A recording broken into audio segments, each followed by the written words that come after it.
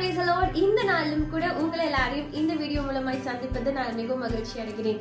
இந்த நாளிலும் கூட நாம் தியானிக்க போகிற காரியம் என்ன அப்படின்னு சொல்லி பாத்தீங்கன்னா, போன வருஷம் நிறைய காரியம் செஞ்சிருப்பீங்க, இந்த வருஷம் வேற காரியம் செஞ்சிருப்பீங்க, இந்த வருஷம் புதுசா ஏதாவது ட்ரை பண்ணிருப்பீங்க, நம்மளுடைய வாழ்க்கையில நிறைய டிசிஷன் எடுத்திருப்பீங்க. இப்படி நிறைய காரியங்கள் நம்ம செய்து கொண்டு இருக்கிறோம். பழைய காரியம் செய்யறோம், புதுசா காரியங்கள் செய்யறோம். பட் அதனால நம்ம சந்தோஷமா இருக்கிறோமா? அதனால நம்ம குடும்பம் சந்தோஷமா இருக்குதா? ஓகே, இதனால நம்ம சந்தோஷமா இருக்கிறோம் அப்படின்னா நம்ம குடும்பம் சந்தோஷமா இருக்குதா அப்படின்னு நம்ம யோசிக்கிறோம். என்னோட செய்கையினால பாதிக்கப்பட்டது யாரா இருந்தாலும் எனக்கு கவலை கிடையாதுன்னு சொல்லி வாழ்ந்து கொண்டிருப்போம் அப்படின்னா நம்ம யோசிக்க வேண்டிய காரியம் நிறையவே இருக்குது. நம்மளுடைய செய்கைகள் நிமித்தம் நம்ம மட்டும் சந்தோஷமா இருக்க கூடாது, நம்ம கூட இருக்கிறவங்க, நம்ம சுற்றி இருக்கிறவங்க, முக்கியமா நம்மளுடைய செய்கைகள் நிமித்தம் நம்ம கடவுள் சந்தோஷமா இருக்கணும் அப்படின்றது ரொம்ப முக்கியமான விஷயமா இருக்குது. இந்த நாள்ல கூட நம்ம தியானிக்க போகிற காரியமும் கூட அதுதான். நம்மளுடைய காரியங்கள் நிமித்தம், நம்ம செய்து கொண்டிருக்கிறது நிமித்தம், நம்ம முடிவெடுக்கிறது நிமித்தம், நம்ம யோசிக்கிறது நிமித்தம் நம்ம கடவுள் நம்மளால சந்தோஷப்படுறாரா? இததான் இந்த நாள் தியானத்துல நம்ம கற்றுக்கொள்ள போகிறோம், நம்ம யோசிக்க போகிறோம், ஒரு தீர்மானம் எடுக்க போகிறோம். வாங்க என் கூட சேர்ந்து இந்த காரியங்களை தியானிக்கலாம். உபாகம் 30ஆம் அதிகாரம் 10ஆம் வசனத்துல இப்படியாக போடப்பட்டிருக்கிறது: உன் தேவனாகிய கர்த்தருடைய சத்தத்திற்கு செவி கொடுத்து இந்த நியாயப்பிரமாண புஸ்தகத்தில் எழுதியிருக்கிற அவருடைய கற்பனைகளையும் அவருடைய கட்டளைகளையும் கை கொள்ளும் போது உன் தேவனாகிய கர்த்தரிடத்தில் முழு இருதயத்தோடும் முழு ஆத்மாவோடும் திரும்பும் போதும் கர்த்தர் உன் பிதாக்கள் மேல் சந்தோஷமா இருக்கிறது போல உன்மேலும் உனக்கு நன்மை உண்டாக திரும்பவும் சந்தோஷமா இருப்பார். இந்த வசனத்துல எவ்வளவு அழகா போடப்பட்டிருக்கிறது பாருங்க. உன் தேவனாகி கர்த்தருடைய சத்தத்திற்கு செவி கொடுத்து, ஃபர்ஸ்ட் நம்ம கர்த்தருடைய சத்தத்திற்கு, நம்ம தேவனுடைய சத்தத்திற்கு, முக்கியமா நம்மளை படைத்த கர்த்தருடைய சத்தத்திற்கு நாம் செவி கொடுக்கும் போது ஃபர்ஸ்ட் காரியம் அதுதான். அவருடைய கற்பனை என்ன, அவருடைய கட்டளை என்ன அப்படின்னு உங்களுக்கு நல்லாவே தெரியும். அது எல்லாம் நம்ம கை கொள்ளும் போது உன் தேவனாகிய கர்த்தரிடத்தில் முழு இதயத்தோடு முழு ஆத்மாவோடு திரும்பும் போது, ஆண்டவர்கிட்ட திரும்புறது அப்படின்றது ரொம்ப ஈஸியான காரியம் கிடையாது. பாவம் எவ்வளவு ஈஸியா வேணா செஞ்சிடலாம், தப்பு எவ்வளவு ஈஸியா வேணா செஞ்சிடலாம்.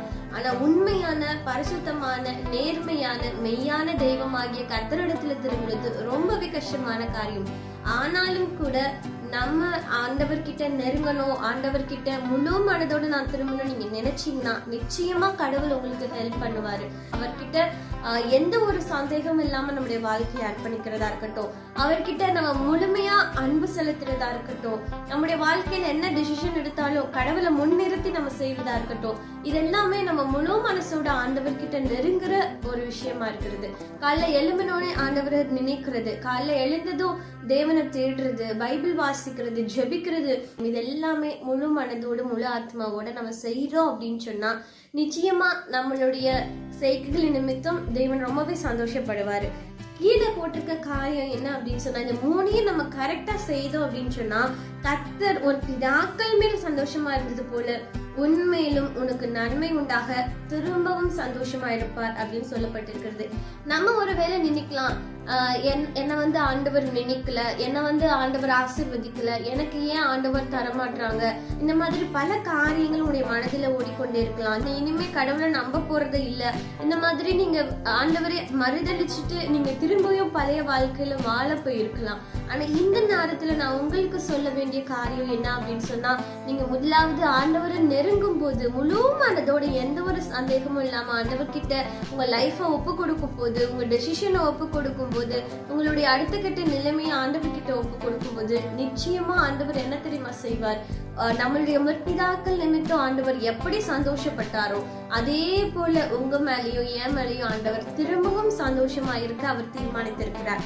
இந்த நாள்ல உங்களுக்கும் அதுதான் ஆண்டவர் உடன்படிக்கை பண்றாங்க. உங்க மேலேயும் என் மேலேயும் ஆண்டவர் நம்ம நிமித்தம் சந்தோஷப்படுறதுக்கு ஆண்டவர் விரும்புறாரு. இதெல்லாம் ஆண்டவரை சந்தோஷப்படுத்துவோம். அதுக்கப்புறம் ஆண்டவர் நிச்சயமா உங்களையும் என்னையும் அளவுக்கு அதிகமாய் ஆசிர்வதிக்க, நம்மளுடைய வேண்டுதலை கேட்டு நிறைவேற்ற அவர் போதுமானவராக இருக்கிறார். அவரை சந்தோஷப்படுத்தினா மட்டும் போதும்.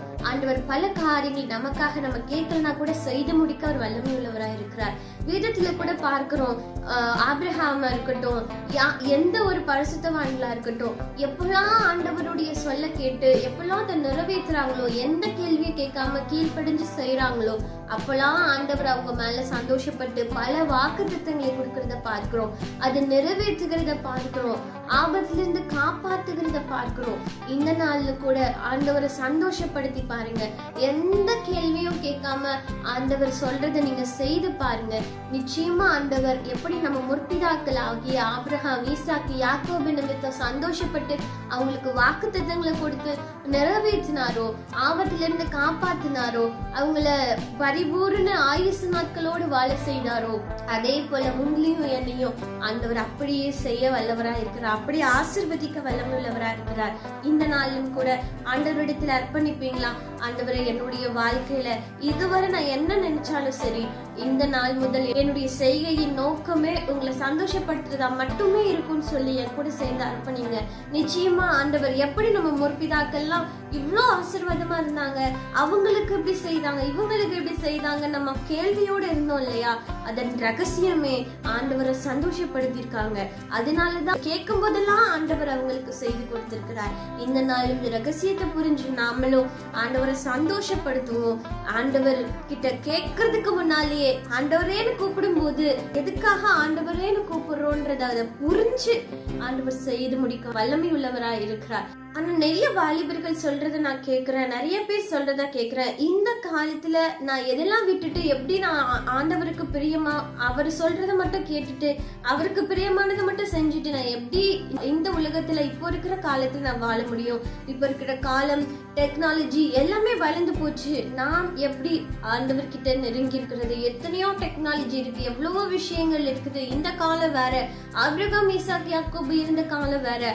அவங்கள மாதிரி நான் எப்படி இந்த காலத்துல இருக்க முடியும்? இப்படி எல்லாம் பல கேள்விகள் கேட்கறத நான் கேள்விப்பட்டிருக்கேன். என்கிட்டயும் நிறைய பேர் கேட்டிருக்காங்க.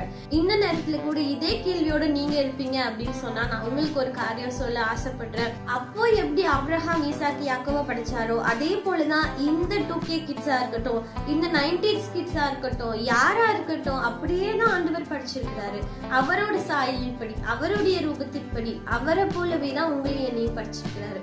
இந்த காலத்திற்கு ஏற்றார் போல நம்ம எப்படி பரிசுத்தமா நம்மளை காத்துக்கணுமோ, இந்த காலத்துல நமக்கு என்ன தேவையோ, நம்ம வாழ்றதுக்கு என்ன தேவையோ எல்லாமே எடுத்துக்கலாம். ஆனா எதை எடுக்கணும், எதை எடுக்க கூடாதுன்றது நல்லதை யோசிக்கிறவங்களுக்கு மட்டும்தான் புரியும். அதனால நீங்களும் நானும் காலங்கள் மாறலாம், டெக்னாலஜி வளரலாம், என்னென்னமோ வளரலாம், என்னென்னமோ புதுசு புதுசா வரலாம். பட் ஆண்டவரை நெருங்கி இருக்கிற காரியமா இருக்கட்டும், அன்பு அப்படின்ற ஒரு விஷயமா இருக்கட்டும், ஆண்டவர் கிட்ட காட்டுற பக்தியா இருக்கட்டும், எல்லாமே அப்போல இருந்து இப்ப வரைக்கும் அப்படியேதான் இருக்குது. நம்மளுடைய இருதயத்தின் அளவு மாறல, நம்முடைய யோசனையின் அளவு, மூளையின் அளவு மாறல, எதுவுமே மாறல. அப்போ எப்படி இருந்துச்சோ இப்பயும் கூட அப்படியேதான் இருக்குது. இதெல்லாம் மனுஷனை சந்தோஷப்படுத்துறதுக்கு, அவங்க கிட்ட நம்ம லவ் எக்ஸ்பிரஸ் பண்றதுக்கு எப்படி எல்லாமோ முயற்சிக்கிறோம். ஆனா கடவுள் கிட்ட அன்பு செலுத்துறதுக்கு நம்ம எவ்வளவு முயற்சித்திருக்கிறோம், எவ்வளவு யோசிச்சிருக்கிறோம். ஆபிரகாம், ஈசாக்கு, யாக்கோபெல்லாம் எப்படி அன்பு செலுத்தி இருக்காங்க நம்ம யோசிச்சிருக்கிறோமா? அவங்க என்ன செஞ்சாங்க நம்ம யோசிச்சிருக்கிறோமா? இந்த நாளும் கூட நம்ம அப்படி யோசிக்க பழகுவோம். எந்த காலங்கள் டெக்னாலஜி வேணா மாறலாம், ஆனால் ஆண்டவர் அப்பல இருந்து இப்ப வரைக்கும் நம்ம கிட்ட இருந்து எதிர்பார்க்கிற ஒரே ஒரு விஷயம், ஆண்டவரை நம்ம சந்தோஷப்படுத்தணும். அதை மாத்திரம்தான் ஆண்டவர் எதிர்பார்க்கிறார். அவர் மேல முழு மனசோட, முழு ஆத்மாவோட அன்பு கூறணும்ன்றது மாத்திரம்தான் ஆண்டவர் உங்ககிட்ட என்கிட்ட எதிர்பார்க்கிறார். நம்ம ஒன்று மட்டும் தீர்மானப்படுத்துவோம். அது கூட பாருங்க, ஆண்டவர் எதுக்கு அது எதிர்பார்க்கிறாரு? உங்களையும் என்னையும் ஆசீர்வதிக்கணும்ன்றதுனால, உங்களுக்கும் எனக்கும் ஆண்டவர் வாக்குத்தத்தங்களை கொடுக்கணும்ன்றதுனால, அன்பு கொடுக்கணும்ன்றனால, கிருபையை கொடுக்கணும்ன்றனால. அதனால தேவன் கிட்ட அன்பு செலுத்துவோம், சந்தோஷப்படுத்துவோம். நிச்சயமாய் வாக்குத்தத்தங்களை அள்ளி கொண்டு, வாக்குத்தத்தங்களை நிறைவேற்றுகிற காரியங்கள், அதை சுதந்திரித்து கொண்டு வாழுகிற புதிய சந்ததிகளாய், நன்மைகளை சுதந்திரித்துக் கொள்ளுகிற பிள்ளைகளாய் நாம் எல்லாரும் மாற போகிறோம் என்பதுல எனக்கு கொஞ்சம் கூட சந்தேகமே இல்லை. நீங்களும் இந்த நேரத்துல கூட முடிவெடுத்திருப்பீங்கன்னு நான் விசுவாசிக்கிறேன். நீங்களும் நானும் சேர்ந்து ஆண்டவரை சந்தோஷப்படுத்துவோம். நிச்சயமாய் பல வாக்குத்தத்தங்களை சுதந்திரிக்கிற சந்ததிகளாய் நாம மாறுவோம், தேவனை சந்தோஷப்படுத்தலாம். ஓகே, ஆண்டவரை சந்தோஷப்படுத்தும் போது பல டெம்டேஷன் வரும். இதுல இருந்து நம்ம எப்படி ஓவர் கம் பண்றது?